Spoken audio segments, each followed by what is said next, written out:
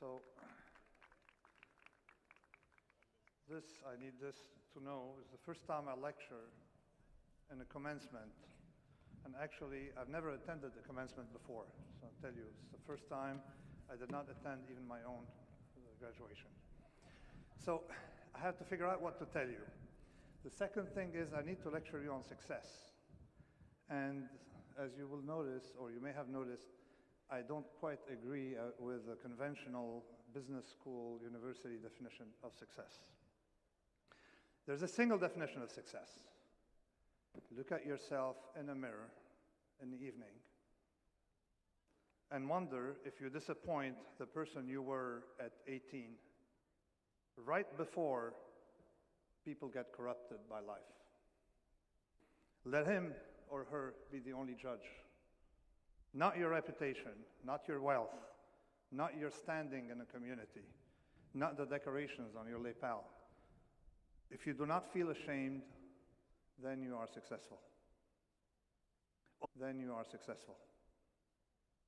All other definitions of success are modern constructions, fragile modern constructions.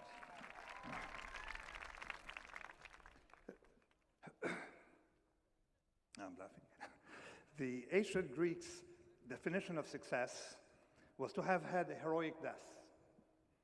But as we live in a less martial society, even in Lebanon, we can adapt our definition of success as having taken a heroic route for the benefits of the collective, as narrowly or broadly defined as you want, so long as it's someone else. For example, secret societies have the rule of uomo d'onore. You're as good as what you do to other members. So virtue is inseparable from courage. So you had to take some risks, personal, financial, whatever, for the sake of others. That's success. That's honor. It can be helping the local municipality, for example. I'm giving a hint here. Or the more micro, the less abstract, the better. So success requires absence of fragility. I've seen billionaires terrified of journalists, wealthy people who felt crushed because their brother-in-law got very rich, academics with Nobel who were scared of comments on the web. The higher you go, the worse the fall.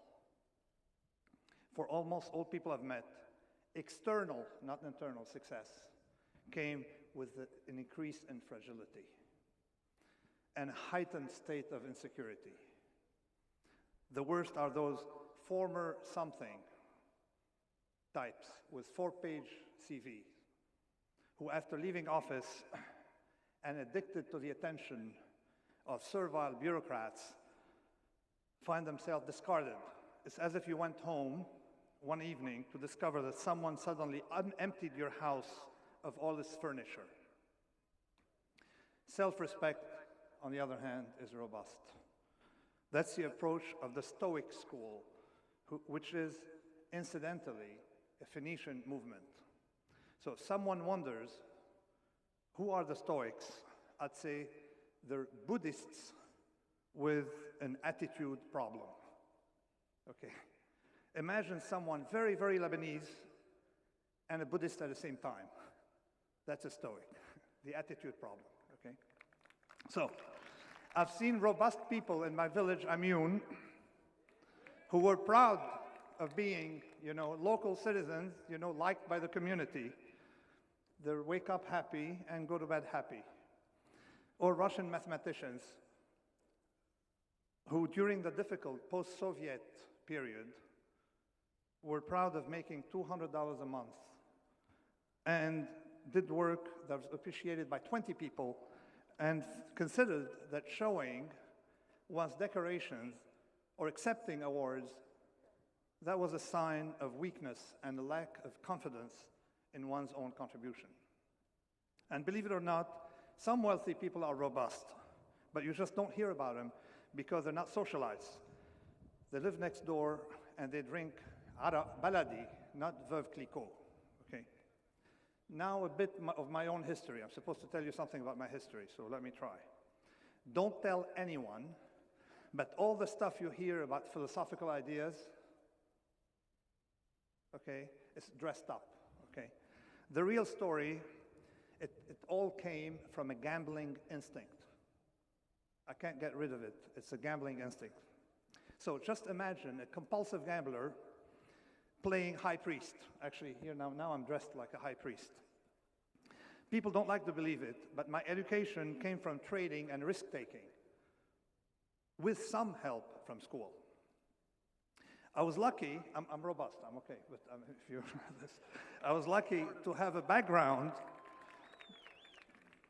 closer to that of a classical Mediterranean or a medieval European, before universities became commoditized.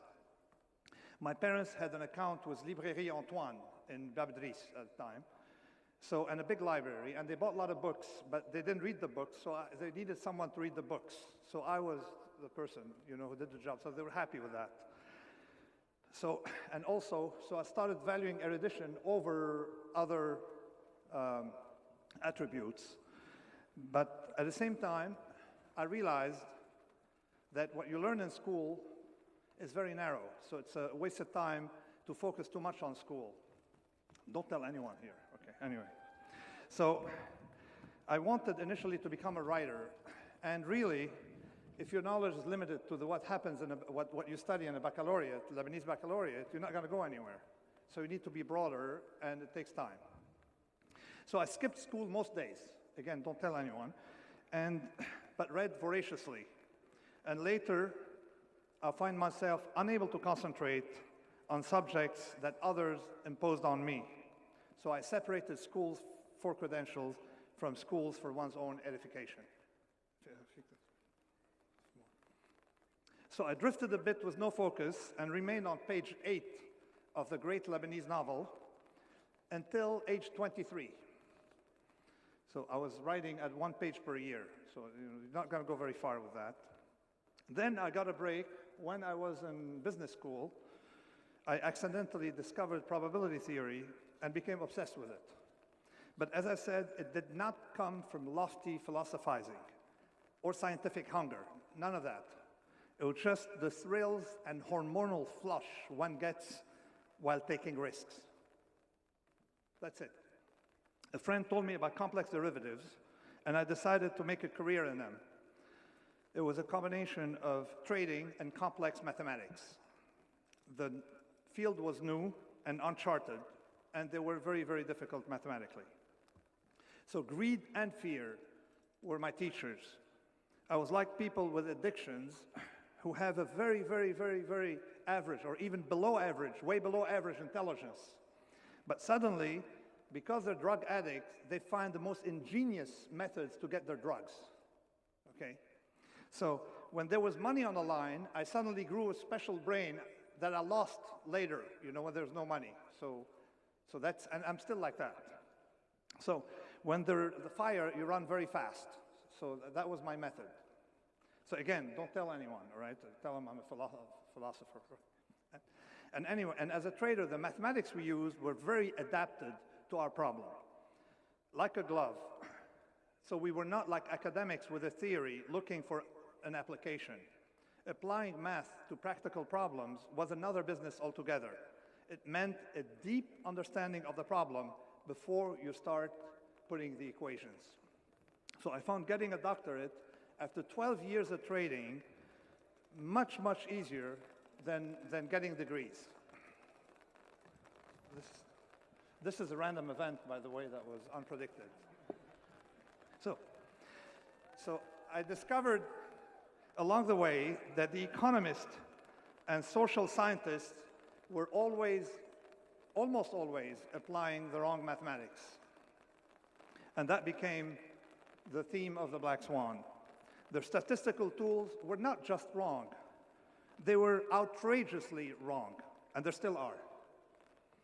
Their methods underestimated what I call tail events, those rare but consequential jumps, and they were too arrogant to accept it. This discovery allowed me to achieve financial independence in my 20s after the crash of 1987. You see, I'm very old. So I felt I had something to say in the way we use probability and how we think about it and how we manage uncertainty. Probability is a logic of science. It's a logic of philosophy. It touches on many subjects: theology, philosophy, psychology, science, and the more mundane engineering. Incidentally, probability was not born with Descartes and Fermat. It was born here. Ilm al-musadafa, used to decrypt messages. So the past 30 years for me have been flaneuring across disciplines, bothering people along the way, pulling pranks on people who take themselves seriously, and finding what mistakes people made with probability. So you take a medical paper, for example, and I'm not a doctor, and you can make the person panic if you start asking him or her how they got their pee. They start panicking. So this is why it's a lot of fun. You can terrorize people at conferences, so it's a lot of fun to be in probability. So that's good discipline. So the second break came to me after the crisis of 2008. Again, I felt vindicated. I had taken personal risks, and I did okay. But I made another discovery, the second discovery of my life. I discovered that I hated fame. I hated famous people. I hated caviar. I hate champagne, complicated food, expensive wine, and mostly people who comment on wine, all right? So I like meze with local araq baladi. That's what I drink in New York, okay? And sabidish, squid ink, okay? Not complicated things. Instead of having my preferences dictated by norms of magazines for rich people. So my preferences became obvious to me one day when I was having dinner. I had dinner in a Michelin 3-star restaurant with complicated people, complicated wine and small complicated dishes. And after that, I went to Nick's Pizza and ate $6.95, you know, the big thing of pizza for $6.95, and haven't had a single Michelin meal since. So, or anything with complex names or complex stuff. I'm particularly allergic to people who belong to the IAND, International Association of Name Droppers. So after a year in the limelight, I went back to the seclusion of my library in Amiens or New York, and I started a new career as a researcher doing technical work. So when I read my bio, I feel that it's that of another person because I just started a few years ago. And I still don't know where I'm going, where it's going to take me. So I hesitate to give advice. I described my life. I hesitate to give advice. Why? Every single piece of advice I was given turned out to be wrong. Okay. And I'm glad I didn't follow them. I was told to focus. I never focused. I was told to never procrastinate. And it took me 20 years to write my first big book, The Black Swan, and it sold 3 million copies. So I wish I waited another 10. Okay. I was told to avoid putting fictional characters in my books, Nero Tulip, Fat Tony, Yevgenia Krasnova. So I got bored, you know, writing a book without fictional characters. So, you know, still I put them in. I was told to not insult the New York Times and the Wall Street Journal. And you know my hobby is to insult the New York Times and the Wall Street Journal. And they still write nice things about me, okay? I was told to avoid lifting weights because I had a back injury, and I started lifting weights, and my back has never been better since, okay? So if I had to relive my life, I'd be even more stubborn and more uncompromising than I have ever been, okay? So here I have to give you advice when I'm telling you don't listen to advice, okay? So let me tell you what I think is robust because I practice it. Number one, do not read newspapers, except newspapers tomorrow about the ceremony here, okay? So do not follow the news in any way or form. To be convinced, go to the library and try to read last year's newspaper, okay? And that will convince you. You should go from the news to the papers, not from a paper to more papers. This is what, okay. Second thing, if something is nonsense, you say it, and you say it out loud. You'll be harmed a little bit, but it'll be anti-fragile. In the long run, people who need to trust you will trust you. When I was still an obscure author, I walked out of a studio, Bloomberg Radio, because the interviewers they were saying nonsense, so I just walked out. People told me, you'll never have any coverage by Bloomberg ever again. I said, okay. 2 years later, they had a cover story on me. Okay. So if you see nonsense, say it and say it loud. Every economist on the planet hates me, except, of course, those at AUB, all right?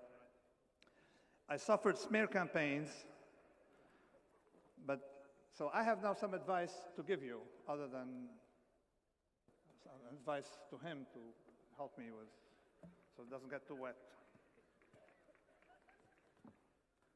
Number one, treat the doorman with a lot of respect.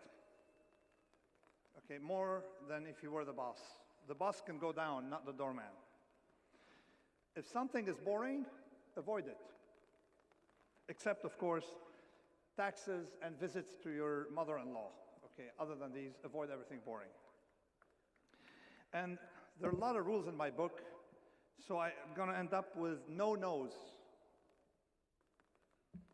No, the things to avoid completely. Muscles without strength. Friendship without trust. Opinion without risk. Change without aesthetics. Age without values. Food without nourishment. Power without fairness. Facts without rigor. Degrees without erudition.